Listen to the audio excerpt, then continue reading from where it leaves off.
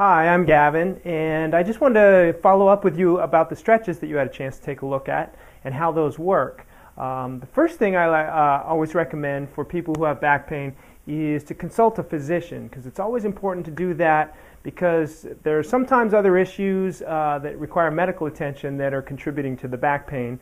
Some of those might be bowel and bladder dysfunction that are associated with the back pain, and another big red flag that's important for a physician to know about is back pain that comes on in the middle of the night without any other provocation, or if you don't have back pain during the day, but it just gets you right in the middle of the night, not necessarily with rolling or moving in bed, but it wakes you out of a dead sleep. That's another important one to consult a physician about. So those two things are important to do. The stretches that you had a chance to take a look at, those address inflammation in the low back, and that's primarily what causes low back pain. Inflammation with regard to some injury that's there, or some ligaments or a disc that's a problem that's inflamed. And those stretches help milk out some of that inflammation around the disc and the back and help loosen things up and reduce the pain. Now when we talk about discs in the back and what those are the spacers between the vertebra in your low back. And if you can see over here, they sit between the two vertebrae, and they're closely associated with some nerves that come out right there at the low back and run down your legs, primarily the sciatic nerve. Those discs can become inflamed due to an injury, or just sometimes mechanical problems in the low back can make those painful and sore. And you can see how close they are to the nerves and how that starts to affect the muscles and can send pain down one or the other legs, can tighten muscles up.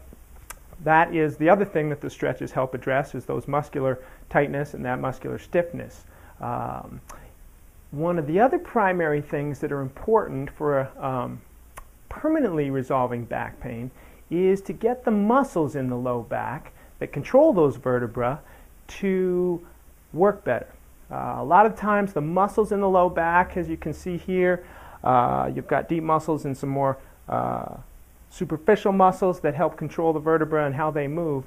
And conditioning those muscles are very important to resolving low back pain permanently. There's specific stretches and exercises that we'll be going through in some later videos that address those muscles and help firm those up and control the low back so that you don't have recurring back pain.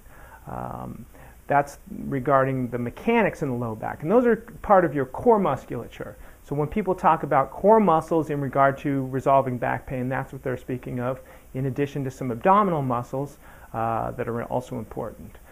So when people talk about ball exercises, which we'll go through in a later episode, and some core strengthening exercises, and even Pilates, if you've heard of that, those three modalities there are important for resolving low back pain by strengthening those muscles that are in the low back along with the abdominals. So we'll take a look at one of the primary core muscles that's important for firming up to begin with, and that's called the transversus abdominis.